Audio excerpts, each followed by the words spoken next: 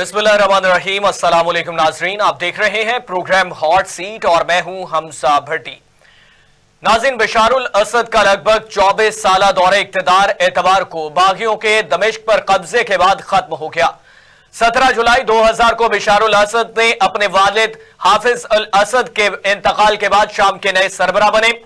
बशारुल असद ने 98% वोट लेकर रेफरेंडम जीता था, जिसमें वही वाहिद उम्मीदवार थे। पार्लियामेंट ने बशारुल असद के सदर बनने की राह हमवार करने के लिए उनके वालिद की वफात के दिन ही आइन में तरमीम करके सदर के लिए उम्र की कम से कम हद में कमी की थी। सितंबर 2000 में 100 दानिशवरों ने मार्शल लॉ खत्म करने और सियासी आजादियों का मुतालबा किया। इसे दमिश्क बिहार का नाम दिया गया था। शाम में 1963 से मार्शल लॉ नाफिज था। असद हुकूमत ने मुखालिफ आवाजों के खिलाफ जुलाई 2001 में क्रैकडाउन शुरू किया। 2005 में लबनान से इनखला, अप्रैल में हजारों फौजियों ने लबनान से इनखला किया और शाम की लबनान में 29 साला फौजी और सियासी बर्तरी खत्म हो गई। अक्टूबर 2005 में अपोजिशन जमातों ने दमिश्क अलामिया के नाम से एक मुश्तरका तहरीक शुरू की, जिसमें इनकलाबी और जमहूरी तब्दीली का मुतालबा किया गया और आमिराना तर्ज के फिरकावाराना निजाम पर तनकीद की गई। हुकूमत ने मुखालिफिन के खिलाफ क्रैकडाउन किया और फिर दिसंबर 2008 में जमहूरियत के हामी मुखालिफिन की गिरफ्तारियों की एक नई लहर सामने आई। मार्च 2011 में अरब बिहार के दौरान जब लोग अरब ममालिक में आमराना हुक्मरानों के खिलाफ उठ खड़े हुए, तो शाम में भी शहरी आजादियों और सियासी कैदियों की रिहाई के मुतालबे के साथ मुजाहरे होने लगे। शामी हुकूमत ने इन मुजाहरों को कुचलने के लिए सख्त क्रैकडाउन किया और मुजाहिरीन को दहशत गर्द करार दे दिया। बड़े पैमाने पर मुजाहरे हुए और फिर मुसल्लह बगावत का आगाज हुआ, जो बाद अज़ा मुकम्मल खाना जंगी में तब्दील हो चुका था। इस पे फिर मुतअद्दिद इलाकाई और बैनुल अक़वामी कुव्वतें और जिहादी तंजीमें भी शामिल हो गई। सन 2012 में हुकूमत ने बागियों के खिलाफ फज़ाई हमलों और भारी हथियारों का इस्तेमाल शुरू किया। शामी हुकूमत पर कई मौके पर कीमियाई हथियारों के इस्तेमाल का इल्जाम भी लगता रहा, जिसे वो मुस्तरद करती रही। बशारुल असद को रूस, ईरान और इसकी हमायत याफ्ता लबनानी अस्करी तंजीम हिज़्बुल्लाह की हिमायत और मदद हासिल थी, जिसके बायस उन्होंने बागियों के कब्जे में जाने वाले अपने कई इलाके दोबारा हासिल कर लिए। मार्च 2020 में रूस और तुर्किया के दरमियान एक मुआहदे के बाद शाम में जंग बंदी का ऐलान हुआ, लेकिन मुल्क में हमले और बमबारी के वाकयात होते रहे। इस जंग में 5 लाख से जायद अफराद हलाक हुए। मुल्क की जंग से पहले की निस्फ ज्यादा आबादी बेघर हो गई और असद आलमी तन्हाई का सामना करना पड़ा। 26 मई 2021 को असद चौथी मुद्दत सदारत के लिए 95% वोट हासिल करके मुंतखब हुए। शाम ने मई 2023 में दोबारा अरब लीग ज्वाइन कर ली, जिसके बाद बशारुल असद ने एक दहाई से जायद अरसे के बाद इसके इजलास में पहली बार हिस्सा लिया था। शाम 2 को 2011 में मुजाहरों पर क्रैकडाउन के जवाब में अरब लीग से निकाल दिया गया। नवंबर 2023 में फ्रांस ने बशारुल असद के बैनुल अक़वामी वारंट गिरफ्तारी जारी कर दिए। फ्रांस के ये वारंट शाम में 2013 में केमिकल हमलों जैसे इंसानियत के खिलाफ जराइम में मुलव्वस होने के शुबे में जारी किए गए थे, जिनका इल्जाम शाम की हुकूमत पर लगता रहा है। इसके अगले ही रोज आलमी अदालत इंसाफ ने शाम को हुक्म दिया कि तशद्दुद और जालिमाना और गैर इंसानी सलूक खत्म किया जाए और 27 नवंबर को बागियों के क़यादत करने वाले ग्रुप हुर्रियत तहरीर उल शाम ने हमला किया और इसमें असद की फौज से दूसरे शहर हल्ब का कंट्रोल छीन लिया गया। इसके बाद ये बागी तेजी से आगे बढ़ते गए और हमास और इसमें हमस जैसे कई शहरों का कंट्रोल हिस्सा हासिल करने में कामयाब होते गए। बिलाखिर एतवार को दमिश्क का कंट्रोल भी हासिल कर लिया गया। इन तमाम तर तफसीलात पे बात करेंगे। हमें ज्वाइन किया है सीनियर तज्जियाकार वारिस रजा साहब ने और हमें ज्वाइन करेंगे रजा सैयद साहब, सीनियर तज्जियाकार। वारिस साहब, किस तरह से देखते हैं शाम के जो हालात हाजरा हैं उन पे क्या नुक्ता नजर होगा आपका? माजी से तारीखी मनाजर आपके सामने रखा गया, क्या समझते हैं इस तमाम तर हवाले को? देखिए, एक तारीखी हवाले से तो आपने काफी अच्छी तरीके से ब्रीफ कर दिया कि शाम में इक़्तिदार किस तरीके से हासिल किया गया और वहाँ क्या क्या जो है 22 सोशलिस्ट 22 पार्टी नाम है उसका, اس نے کیا کیا وہاں اقدامات کیے، اور جہاں پر اس کو کنٹرول جو ہے وہ یعنی کمزور نظر آیا تو اس نے اصلاحات کے نام پر یعنی عوام کے جو جمہوری آزادی ہے یا جمہوری سوچ جو ہے اس پر جب قدغن لگانے شروع کیے تو ظاہر ہے کہ ایک عوام کے اندر ایک اضطراب پھیلا۔ اب بات یہ ہے کہ یہ تو چلے قصہ پارینہ ہو گیا، یہ تاریخ ہو گئی، لیکن اس سے زیادہ اہم بات یہ ہے کہ موجودہ دنیا میں جو مشرق وسطیٰ کی جو صورتحال ہے اس میں یہ شام جو کہ کل تک روس کے جو ہے وہ یعنی مدد سے یعنی اتنی بڑی جنگ لڑا اور ترکی بھی نہ فتح کر پایا اس کو، نہ داعش فتح کر پائے، نہ خود نے اس کو نقصان پہنچا سکے، تو وہ کیا عوامل تھے جن کی وجہ سے وہ اتنا مضبوط تھا۔ اور یہ بالکل یہ قصہ آپ کو یاد ہوگا کہ یہ امریکن جس طریقے سے طالبان کے حوالے کر کے ایک منصوبہ بندی کے تحت وہاں سے گئے تھے افغانستان سے، کم و بیش وہی طریقہ کار جو ہے نا یہاں اپنایا گیا۔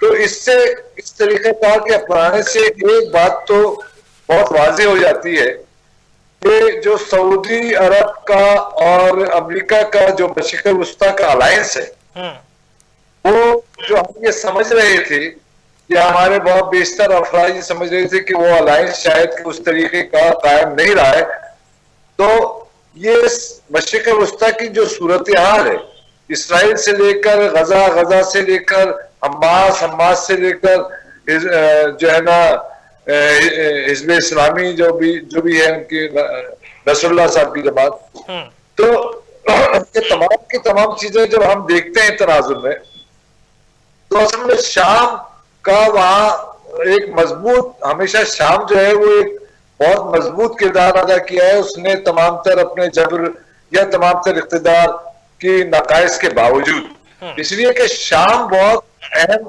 ملک ہے مشرق وسطیٰ کے معیشت میں جو ہے نا ریڑھ کی ہڈی رکھتا ہے، اور وہاں کی معیشت جو ہے نا وہ اس سے جو جس کے راہیں نکلتی ہیں، جو راستے جو جاتے ہیں ترسیل کے، وہ اس کے اندر ایک بہت اہم کردار ادا کر رہا تھا، جس کو کہ جو ہے نا انہوں نے پہلے داعش سے نقصان پہنچانے کی کوشش کی، پھر ترکیہ سے نقصان پہنچانے کی کوشش کی، اور آخر کار یہ داعش کی ہی دوسری شکل ہے جو یہ صاحبان آئے ہیں۔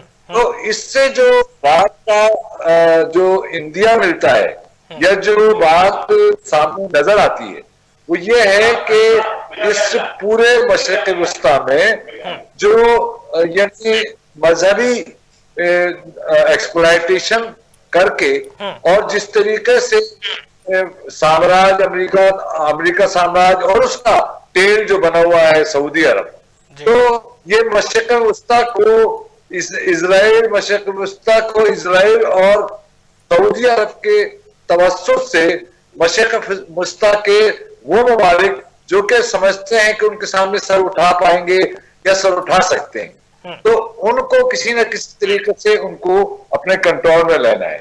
جیسے کہ پہلے عراق کا آپ کے سامنے مثال ہے، لیبیا کی آپ کے سامنے مثال ہے، اور جمال ناصر کے بعد مصر کی آپ کے سامنے مثال ہے۔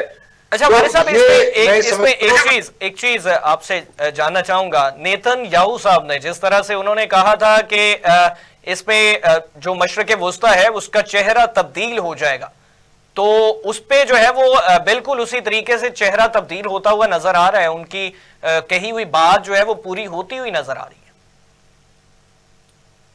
دیکھیں یہ جو نیتن یاہو نے جو آپ بات کر رہے ہیں نا، یہ نیتن یاہو نے ایسے ہی نہیں کہہ دیا تھا، اس کے پیچھے میں یہ سمجھتا ہوں کہ دیکھیں مجھے ایک بات بتائیے، ہمارے ہاں یہ اس کا انالیسس نہیں کرتے کہ کیا بادشاہت آمرانہ نظام نہیں ہوتا؟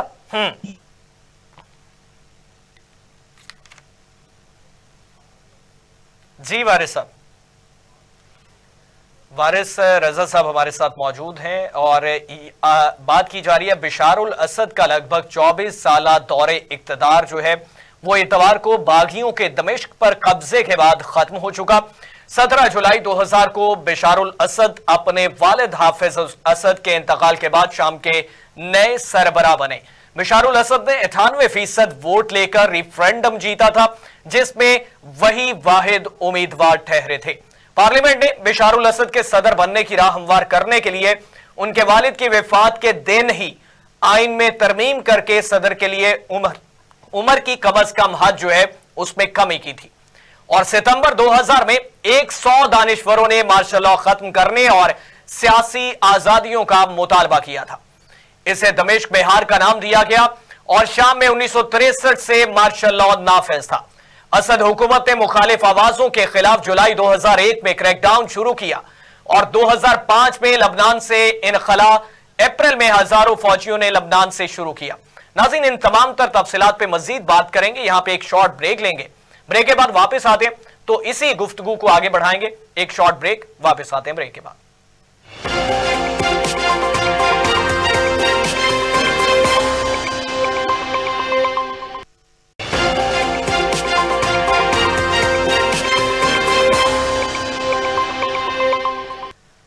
वेलकम बैक नाज़रीन। ब्रेक से पहले हम जिस तरह से बात कर रहे थे शाम की मौजूदा सूरत हाल के हवाले से, जो बिशारुल असद जो है उनका तकरीबन 24 साला दौरे हुकूमत जो है वो ख़त्म हो चुका है और इसमें वहाँ पे शाम के अवाम जो है और उनकी जानिब से या पाकिस्तान की या दीगर इस्लामी ममालिक की जानिब से क्या तासुर इस पे जा रहा है और बैनुल-अक़वामी सतह पर शाम को किस नज़र से देखा जा रहा है, ये जानने की मजीद कोशिश कर रहे हैं। हमारे साथ वारिस रजा साहब मौजूद हैं और रजा सैयद साहब हमें ज्वाइन करेंगे। वारिस साहब, क्या कहना चाह रहे थे जो इस पे नेतन्याहू के हवाले से आप गुफ्तगू कर रहे थे? हाँ जी बिल्कुल, मैं कंटिन्यू कर रहा हूँ। मैं ये कह रहा हूँ कि ये कोई अवामी उभार नहीं है, ये अवामी तहरीक भी नहीं है। जो हमारे यहाँ प्रोपेगेट किया जा रहा है अल जजीरा से और अरब टीवी से, सारी चीजें अरब टीवी और अल जजीरा से आ रही हैं और जो है ना CNN से आ रही है। ठीक है, बात ये है कि अल जजीरा ने और अरब टीवी ने यहाँ तक कह दिया कि वो मर गया है, उसका तैयारा गिर गया है और ये हो गया और वो हो गया। पता चला कि वो सारी फेक न्यूज। वो मॉस्को पहुंच चुके हैं और रशिया ने पनाह दी है उनको इंसानी बुनियादों। अच्छा, ये जो फेक न्यूज होती है ये बुनियादी तौर से इसलिए चलाई जाती है और इतनी यानी आप देखें कि कितने यकीन के साथ वो न्यूज चल रही थी कि उनके असल में ये होता है कि जो जिस इख्तिदार के दायरे के वहां पर उस इख्तिदार से वाबस्ता या उनके भी तो हमदर्द होंगे ना, यानी बशारुल असद साहब के भी तो हमदर्द होंगे ना। एग्जैक्टली। ठीक है, तो उनमें गोया के मायूसी फैले, उनमें मायूसी फैलकर जो है ना एक नाउमीदी की कैफियत आ गई। तो ये आप ये देखें, ये प्रोपेगेंडा वार जो है और इस वार से जो है ये टेक्नोलॉजी से मुल्कों को फतेह करने का जो एक नया हमारे यहाँ अंदाज आया है, तो मैं ये समझता हूँ कि ये आज की फौज के लिए, जो आज की जिसको पैरामिलिट्री फौज कहते हैं आप, उसके लिए एक लम्हे फिक्रिया भी है। ये कोई मामूली बात नहीं हो रही कि आप यानी टेक्नोलॉजी के जरिए, मीडिया के जरिए और सोशल मीडिया के जरिए इस किस्म का माहौल बनाते हैं कि आप देखें ना, आप मुझे बताइए कहीं आपको इन दिनों में, इस एक हफ्ते से पहले की बात मैं कर रहा हूँ, आपको कहीं डेमोन्स्ट्रेशन नजर आए? नहीं आए। कहीं किसी ने न्यूज दी कि भाई डेमोन्स्ट्रेशन के खिलाफ हो रहे हैं? नहीं। ये एकदम अचानक क्या हुआ है? बात ये कि ये बिल्कुल अफगानिस्तान की जैसा मुंतकली हुई थी इख्तिदार की। आपको याद होगा कि पता चला कि सारी फौजें पीछे हट गई और वो तालिबान गुस्से चले गए। ऐसे हुआ ना। अच्छा वारिस साहब, ये एक जो है ये बड़ी तशवीशनाक चीज है। एकदम से बैकडोर पे चले जाना, एकदम से बैकफुट पे चले जाना। माजी में हमने माजी करीब में भी देखा, माजी में भी देखा, अफगानिस्तान का मामला सामने आया, फिर बांग्लादेश का मामला सामने आया, अब यहाँ शाम का सामने आ रहा है। تو اس چیزوں میں کوئی ایک جو ہے وہ بالکل سیم چیز بھی نظر آتی ہے کہ یہ معاملات جس طرح سے ہو رہے ہیں؟ بالکل تمہارا آپ کا انالیسس بالکل درست ہے، اچھی آپ کی نظر ہے. میں یہی تو آپ سے عرض کر رہا ہوں کہ آپ ان تمام چیزوں کو دیکھیں گے تو ایسا لگے گا کہ اس میں عوامی تحریک، آپ کو عوامی مزاحمت نظر نہیں آئے گی روز پر.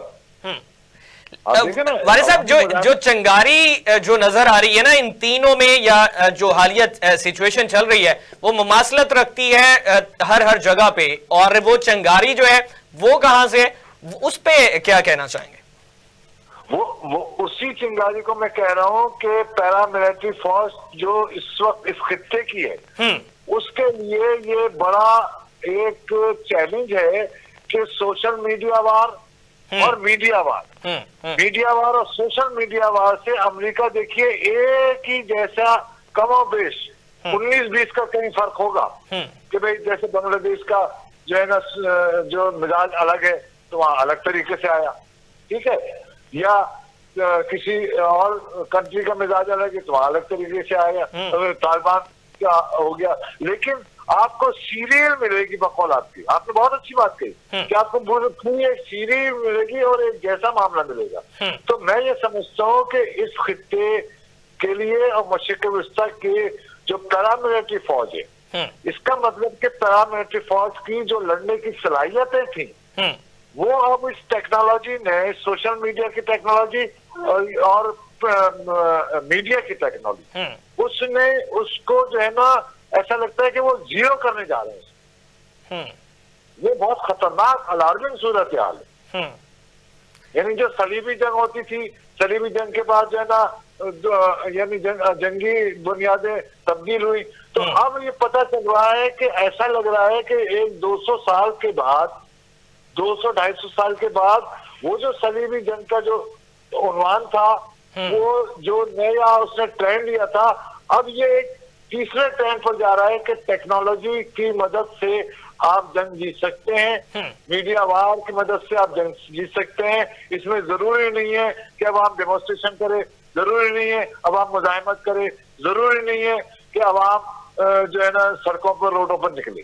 تو یہ جو الارمنگ صورتحال ہے حمزہ، اس پر بھی آپ تھوڑا سا غور کیجئے کہ یہ جو ہونے جا رہا ہے، اس سے جن ممالک میں پیراملٹری فوج کی بہت بڑی بڑی تعداد ہے، جس میں ہمارے پاکستان بھی ہے، ہندوستان بھی ہے، چائنا بھی ہے، ٹھیک ہے، تو اور یعنی آپ کا ایران بھی ہے، تو کیا یہ اس چیلنج کو سمجھ چکے ہیں یا سمجھنے کی کوشش کر رہے ہیں یا سمجھ پانے میں ناکام تو نہیں ہے؟ ایسا تو نہیں ہے کہ یہاں پر بھی وہی کھیل جو ہے نا کسی نہ کسی بہانے کھیلا جائے اور وہ ہم اس کا شکار ہو جائیں عوام. اچھا والد صاحب، دوسرا اس میں ایک چیز جو ہے وہ یہ بھی ہے کہ اس تمام تر ان اہداف کا جو تعاقب ہے وہ بالکل اسلامی ممالک ہی نظر آ رہے ہیں اب تک.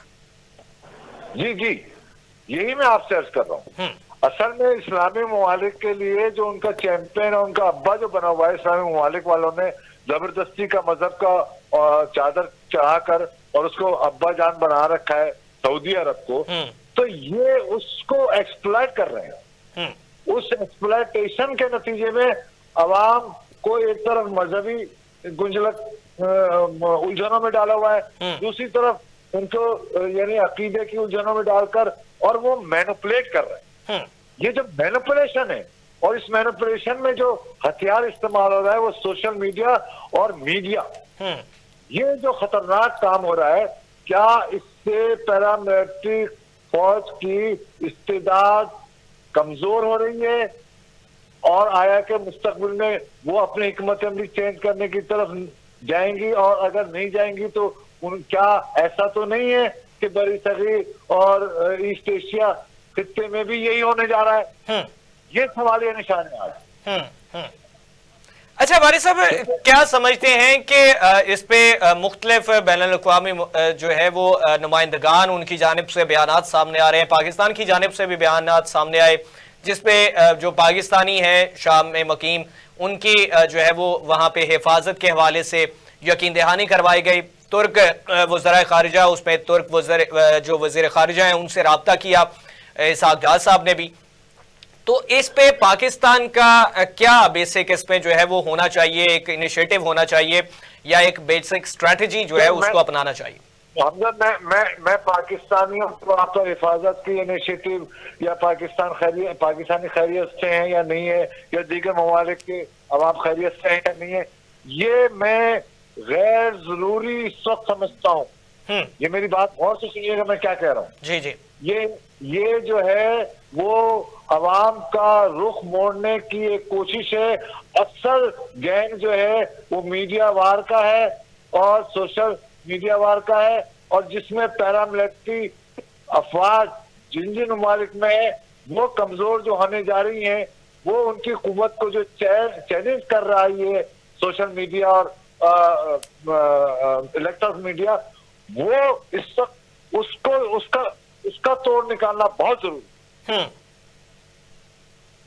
یہ اہم بات، یعنی شام میں جو کچھ ہوا اور اس کے نتیجے میں اب آئندہ جو ہے وہ پیراملٹری فوج رکھنے والے ممالک کس حیثیت میں اپنی جو ہے نا وہ اسٹینڈ قائم کر پائیں گے، اور کیا آیا کہ وہ ان کی اسٹینڈ کسی کام بھی آئے گی، یا ایسی کاغذی جیسے یہاں ہوا ہے شام میں، جیسے بنگلہ دیش میں ہوا، جیسے جو ہے وہ آپ کا اس میں افغانستان میں ہوا، کبھی فوج ہو جائے گی. یہ بڑے اہم بات. آپ میرا یو گاٹ مائی پوائنٹ میں کیا کہنا چاہتا ہوں. جی جی میں بالکل انڈرسٹینڈ کر رہا ہوں. ڈیفینیٹلی یہ ایک لمحہ فکریہ ہے، اور یہ اسٹریٹجی جو جس طرح سے چلتی آ رہی ہے اور آگے بھی بڑھتی ہوئی دکھائی دے رہی ہے، آپ کی پریڈکشن بھی اس میں جو ہے وہ وہی راستے کی طرف جھنجھوڑ رہی ہے، تو اس پہ بھی غور و فکر ضرور ہونا چاہیے. اچھا وارث صاحب، موجودہ ملکی صورتحال کے حوالے سے کی جانب بڑھتے ہیں.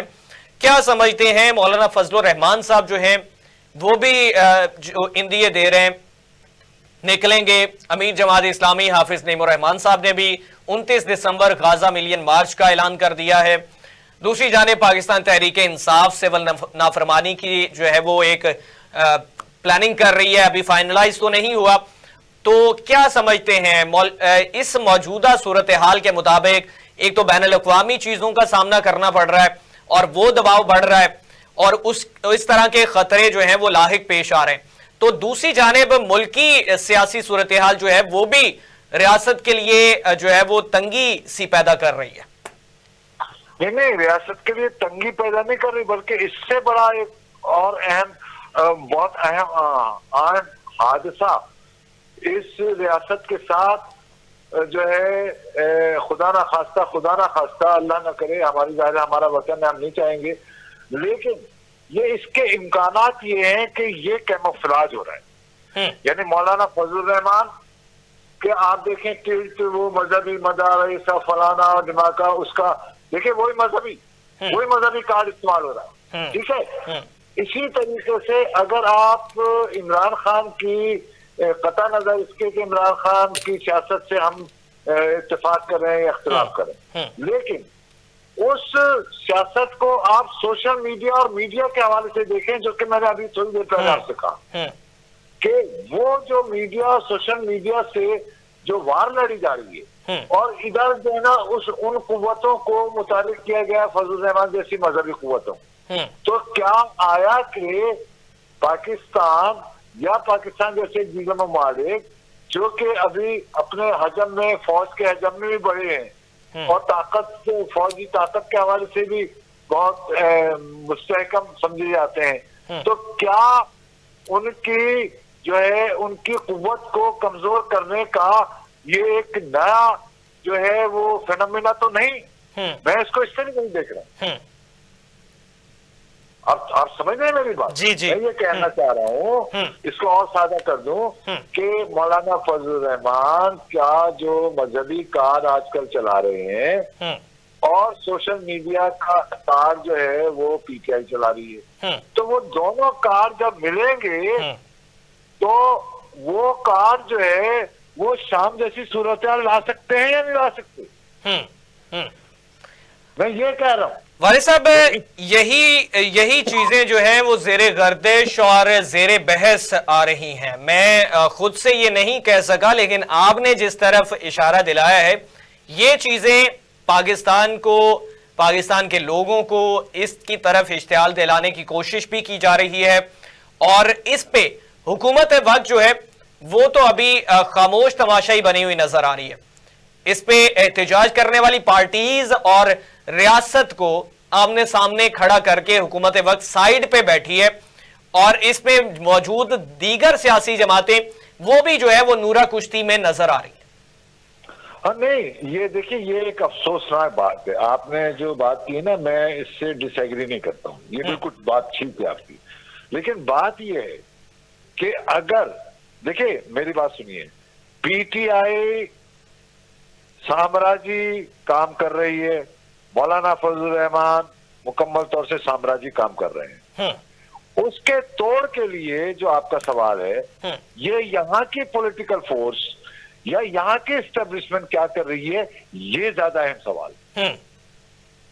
مجھے ایسا لگتا وارث صاحب ہے لیکن وارث صاحب موجودہ صورتحال کے مطابق اگر حکومت وقت محب وطن خود کو ٹھہراتے ہیں تو سٹیپ فارورڈ کر کے ان کو چاہیے کہ پولیٹیکل ڈائیلاگ کے ذریعے ان سیاسی جماعتوں کو اس سینیریو کے مطابق، اس سچویشن کے مطابق کام ڈاؤن کر لیا جائے. نہیں، کام ڈاؤن تو وہ کر سکتے ہیں، لیکن حمزہ اس میں ایک صورتحال یہ ہے کہ آپ نے دیکھا ہوگا کہ جب بھی وہ کام ڈاؤن کرنے کی طرف جاتے ہیں تو وہاں سے چونکہ ان کو ہدایت کہیں اور سے آ رہی ہے. جیسے میں نے ابھی شام کے حوالے سے میں نے آپ سے بات کی بچے کو، تو وہ اپنے مشن پر ہیں. وارث صاحب ناکامی کس کی سمجھتے ہیں؟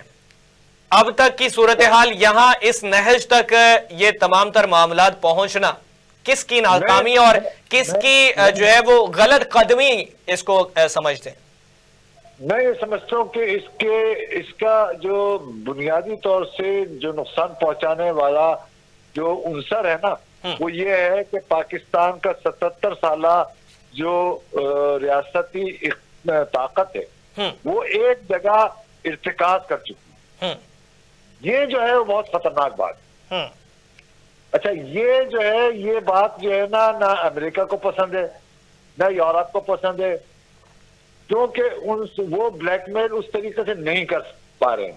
تو اب بلیک میلنگ کے لیے اور اپنے مقاصد نکالنے کے لیے وہ عمران خان کو، مولانا فضل الرحمان کو، جو کہ کسی بھی طریقے سے یعنی آپ دیکھیں ٹیبل پر بیٹھنے ہی نہیں چاہتے، بیٹھتے بھی ہیں تو مولانا صاحب تو وارث صاحب بیٹھ جاتے ہیں، وہ تو بات جو ہے اس کو انڈرسٹینڈ بھی کر جاتے ہیں، بس آپشن اچھا مل جائے مولانا صاحب تو راضی ہو جاتے ہیں.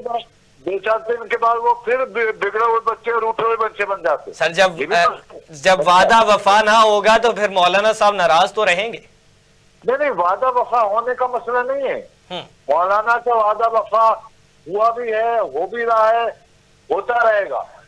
لیکن مسئلہ یہ ہے کہ مولانا اور پی ٹی آئی ایک خاص مشن پر ہیں. میں آپ سے یہ عرض کر رہا ہوں، اور یہ مشن جو ہے نا شام سے ملتا جلتا مشن ہے. اس میں سب سے بڑا سوال جو ہے پاکستان کی اسٹیبلشمنٹ کا ہے، جس کے پاس طاقت ہے کہ وہ آیا کہ اس کو ریڈ کر رہی ہے یا نہیں کر رہی. اور اگر نہیں کر رہی تو بہت زیادہ پیچیدہ صورتحال جنم لے سکتی. اچھا وارث صاحب ایک جو ہے وہ فگر آج کل زیر بحث ہے، 14 تاریخ جو ہے وہ بہت قابل ذکر نظر آ رہی ہے ہر جگہ پہ. 14 تاریخ کو کیا ہونے جا رہا ہے؟ 14 دسمبر کی تاریخ کا جو ہے وہ تذکرہ کیا جا رہا ہے. دیکھیں میں ایک بات بتاؤں، بات یہ ہے کہ اگر کوئی بھی طاقت یہ سمجھتی ہے کہ طاقت کے ذریعے سے کوئی چیزیں بنوائی جا سکتی ہیں تو چاہے وہ پولیٹیکل طاقت سمجھے تو یہ غلط ہوتا ہے، یا ہمارے اسٹیبلشمنٹ کی طاقت یا فوجی طاقت سمجھے تو وہ بھی غلط. بات یہ ہے کہ جب طاقت کھیلا جاتا ہے تو بنیادی نقصان اس میں عوام کا، آپ کے اداروں کا، آپ کے آئین کا، آپ کی جمہوریت کا، آپ کے ڈیموکریٹک ویلیوز کا ہوتا ہے. تو میں یہ سمجھتا ہوں کہ ڈیموکریٹک ویلیوز کو کہ مجرم جو ہے نا وہ میرے نقطہ نظر سے تمام پولیٹیکل پارٹیز خاص طور سے P T I Noon league, people's party, फजल रहमान और एस्टेब्लिशमेंट, ये चारों के चारों इस खानमा खराबी के जिम्मेदार हैं। और जब तक ये चारों बैठेंगे नहीं, बात नहीं करेंगे, गुफ्तगू नहीं करेंगे, एक दूसरे को कबूल नहीं करेंगे, ताकत के जोर पर जो है ना एक दूसरे का जवाब देते रहेंगे या एक दूसरे का मुकाबला करते रहेंगे, तो ये मसला हल नहीं होगा। यही 14 तारीख के हवाले से यानी चहमा गोइयां है कि भाई 14 को हामिद साहब का जो ट्रायल वो होने जा रहा है, सजा का भी सुनते हैं, और सिविल नाफरमानी की तहरीक इसलिए दी जा रही है। अच्छा, सिविल नाफरमानी की तहरीक चलाने वाली तो है नहीं, ये उनको भी बात ये है कि जो है ना पाकिस्तान की पॉलिटिक्स में, पाकिस्तान के सोशल मीडिया में और मीडिया में इन्हें रहने का हुनर जो है वो उन्होंने वहां से गोल्ड स्मिथ खानदान से और अमेरिकन पेंटागन से वो सीख रखा है। उसी के पेरोल पर ये मौलाना फजल रहमान काम कर रहे हैं। उसकी बेहतरीन मिसाल में आप। अच्छा वारिस साहब, ये मौलाना साहब कब से इस तरफ जो है वो काम करते हुए दिखाई दे रहे हैं? हमेशा से हमेशा से तालिबान के सबसे बड़े बेनिफिशियरी कौन है? मौलाना साहब। मदारिस के बेनिफिशियरी कौन है? लेकिन वारिस साहब, जो जिस तरह से आप जिस तरफ जो है वो झंझोड़ना चाह रहे हैं, जिस तरफ इशारा दिलाने की कोशिश करना चाह रहे हैं, लेकिन उसके बिल्कुल मुतजाद चीजें नजर आई, नवाजिशें ही नजर आई हैं। वही तो मैं आपसे अर्ज कर रहा हूँ ना कि देखिए, तो वारिस साहब, नाकामी और गलती और गलत कदमी किसकी? मैं ये समझता हूँ कि देखिए, बुनियादी तौर से तो जो हुक्मरान तबका होता है उसी के जिम्मे जो है वो तमाम नाकामी जाती है। लिहाजा हुक्मरान तबका जो भी गवर्नमेंट, पर्सनल गवर्नमेंट है या एस्टेब्लिशमेंट है, और अगर वो हाकिम है तो उनको पहल करनी चाहिए। दूसरा फरीक नहीं करेगा। ठीक है, दूसरा फरीक तो एक एजेंडे पर है, गोया कि आप उसके एजेंडे को जो है ना कुव्वत दे रहे हैं, चीजें फराहम कर रहे हैं, ये आपको नहीं करना चाहिए। ठीक है वारिस साहब, बहुत शुक्रिया, आपने कीमती वक्त दिया।